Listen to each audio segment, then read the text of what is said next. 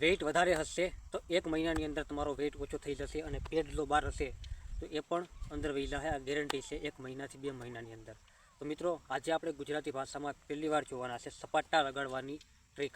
સપાટા કે જેના તમે હિન્દીમાં ઘણા બધા વિડીયો જોયા હશે, અને સપાટા લગાડવાના શું શું ફાયદા થાય છે, સપાટા લગાડવાની શું ટેકનિક છે, આ તમે હિન્દીમાં જોયા હશે, પણ આજે આપણે ગુજરાતીમાં પહેલી વાર જોવાના છે.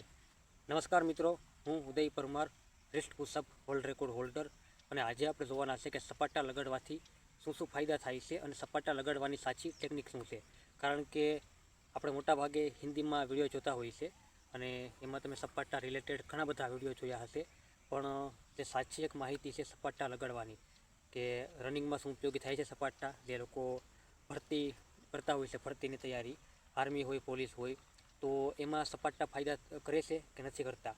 આ સિવાય સામાન્ય ફિટનેસ માટે, વેઇટ લોસ કરવા માટે, અથવા તો પેટની ચરબી જે છે તે વધી ગઈ હોય તો તે ઓછી કરવા માટે સપાટા ફાયદાકારક છે કે નથી, તે આજે આપણે આ વિડીયોમાં જોવાના છે. અને ગુજરાતીમાં જ આપણે આ પહેલી વાર તમે વિડીયો જોતા હશો સપાટા વિશે, તો જે રીતે હિન્દી યુટ્યુબરોને સપોર્ટ કરો છો એ રીતે ગુજરાતી યુટ્યુબરને પણ સપોર્ટ કરતા રહો. તો વિડીયોને શરૂ કરીએ. નોર્મલી પુશઅપ આવડતા હોવા જોઈએ, અને જો પુશઅપ તમારાથી આખા લાગતા ના હોય તો સૌપ્રથમ અડધા પુશઅપ મારવાના છે. કઈ રીતે તમે જોઈ લો એકવાર. પુશઅપ મિત્રો સામાન્ય રીતે આ મિત્રો પુશઅપ થયું. હવે તમને સાધારણ દંડ લગાડતા આવડવો જોઈએ. સાધારણ દંડ સાવ સહેલો હોય છે, થોડાક લગાડવા હોય તો, બાકી તો વધારે કરવો તો મુશ્કેલ પણ પડે છે. આ રીતે મિત્રો સાધારણ દંડ હોય છે.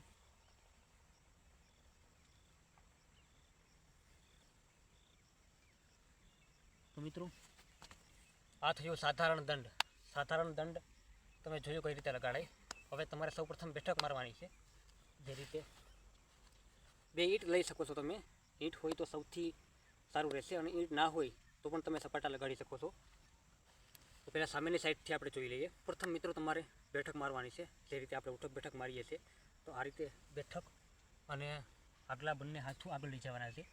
બેઠકમાં એક વાતની ધ્યાન રાખવાની છે કે આ જે વિસ્તાર છે આ બંને ભેગું ના થવું જોઈએ. જેમ કે તમે આ રીતે ગયા હેઠે એટલું રહી, ત્યારબાદ બંને હાથોને આગળ લઈ જવાનું છે, અને બંને પગ હોય પાછળ. જે રીતે સાધારણ દંડ માર્યો હતો આ રીતે સાધારણ દંડ ફરીથી યાદ કરાવી દઈએ આપણે. આ સાધારણ દંડ છે મિત્રો, બેઠક અને પુશઅપ અને સાધારણ દંડ. હવે આ સાઈડથી જોઈ લઈએ આપણે. બેઠક, બંને હાથો આગળ, બંને પગો પાછળ, અને આ રીતે. હવે આપણે એક આખું સપાટા જોઈ લઈએ, 2-3 સપાટા લગાડીને.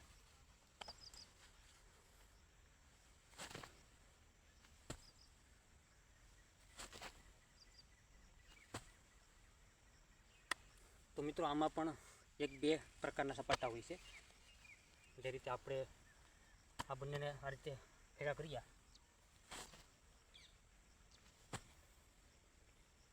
આ એક હોય છે અને એક હોય છે આ રીતે.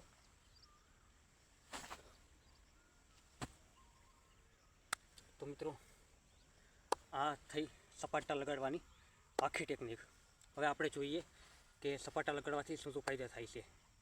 પહેલો ફાયદો, નોર્મલી જે ફિટ રહેવા માગતા હોય તેના માટેથી લઈ અને જે ભરતી કરતા હોય છે પોલીસ આર્મીની, તમામ માટે આ જે સપાટા લગાડે છે તે એક પાયાનું કામ કરે છે.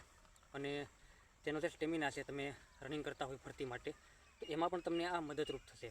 આ સાથે ચાલશે. એવું નથી કે આ કરી લેવાથી બધું ક્લિયર થઈ જશે, પણ આ તેમાં એક આધાર સ્તંભ બનીને કાર્ય કરશે.